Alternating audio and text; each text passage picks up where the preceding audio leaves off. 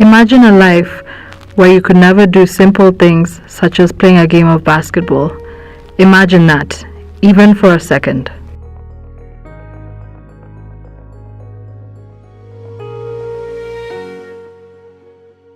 I was born prematurely, so ever since then, I developed a disability at birth because of poor care as the incubator. Yeah, but so I picked up life, went through school, normal school. I've never gone to special school, so I went to normal school, did nursery, primary, high school. Had a difficult time finding a high school that was friendly, but finally stumbled upon one. And yeah, did my undergrad at USIU, and now I'm pursuing an MBA. Initially, doctors thought it was cerebral palsy. So cerebral palsy just makes your limbs weak, and it gives you dyslexia up to a certain level. Yeah. So for a few years, they thought that was the problem. But as I grew up, they noticed I had no dyslexia, and my upper limbs were very okay, so they ruled it out. So for them, they just said uh, I got a problem because um, parts of my back and my nervous system don't function so well.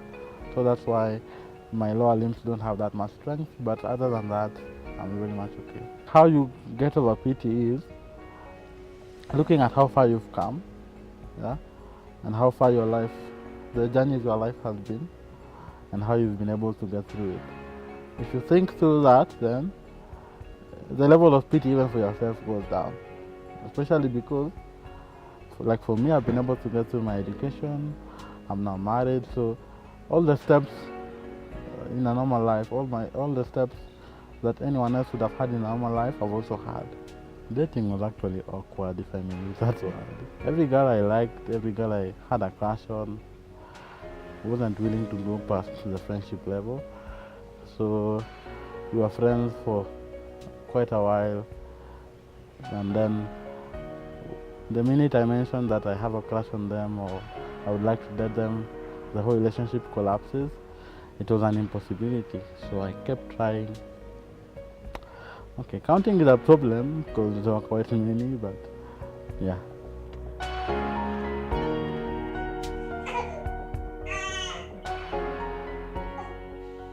Me and my wife met at it was a show where set books were being acted, and she was part of the cast.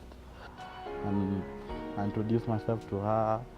We got along well, we became friends, and from then on, the rest is history. Here we are. The transition wasn't that easy, but I took time.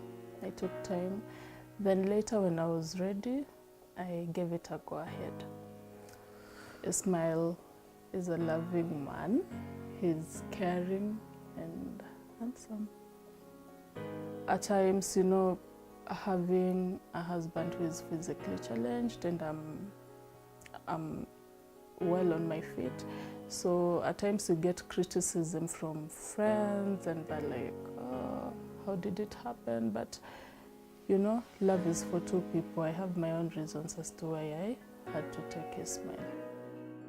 When I got into a relationship and was about to get married, this one question kept on popping up, like, okay, so you're really getting married, yeah, and you're really having a baby. It's like someone wants to ask you how, but they can't because it's a hard question to ask. But you can see like they're not really able to conceptualize, that it can really happen. And some of them are really looking forward to seeing your baby just to see whether you guys look alike, or could it be a dummy. One thing that has really helped me overcome those challenges is acceptance of who and how Ismael is. That is the first thing. So after acceptance, so any criticism that comes along, I'm like, you can talk, you can say anything, but this is the man that I chose, and he's just perfect for me. The first challenge I had was we are not of the same religion. She was a Christian and a Muslim. So that was a problem because of course, family. Some people will accept, some people will take some time to accept, others will just not accept. Yeah, but how we got past that is we decided to just take things easy, and when we get to marriage or when our relationship matures to that, we'll see how to cross that bridge. And thankfully, it worked for us. We are looking forward to a great future and a very, very big family. Maybe a basketball team of kids. Yes, and just maybe running a business of our own, because that has always been our dream. My biggest dream has always been, yeah, to be a business tycoon, hopefully a billionaire. And yeah, what motivates me to wake up every day, before I got married, was success. But now, is to give the best to my wife and my kids. One thing people should know, that people living with disability, they shouldn't be sympathized at. And another thing is that they should be given an opportunity to give out what they have in them. Disability is of different levels, yeah. And the biggest challenge in overcoming disability is self-acceptance, family acceptance, and acceptance by society at large.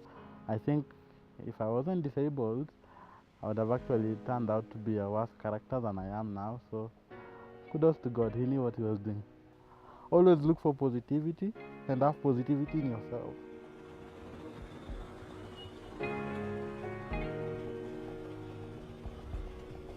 I was born in Isiolo, and then when I was about 1, I think, we moved to Nairobi, and we lived there for, what was it, like 5 years?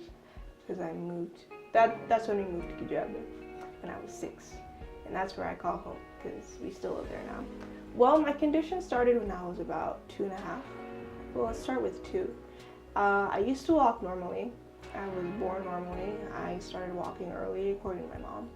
I was walking for about a good year, and it wasn't until when I was 2.5 that I just stopped walking completely. And that was when they did a scan and they found that I had a tumor on my spine. I had cancer. That particular cancer was called rhabdomyosarcoma, the tumor of the spine on the lower part of my spine. And then that's when we started treatment, chemotherapy. When I was about 3, I think, that's when they stopped treatment because they did another scan and they found that the tumor had gone, that the chemotherapy had worked. And while the tumor had basically dissolved or vanished, it left me with what I like to call this side effect.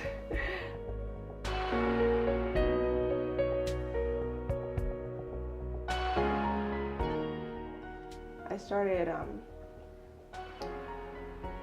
acting out and like being all angry and just like questioning everything, and I was depressed.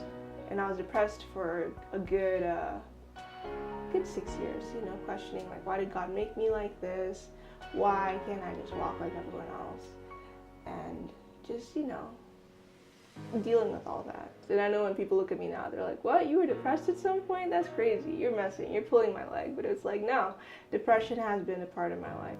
My dad used to work at Kenyatta National Hospital, and then he just wanted to change.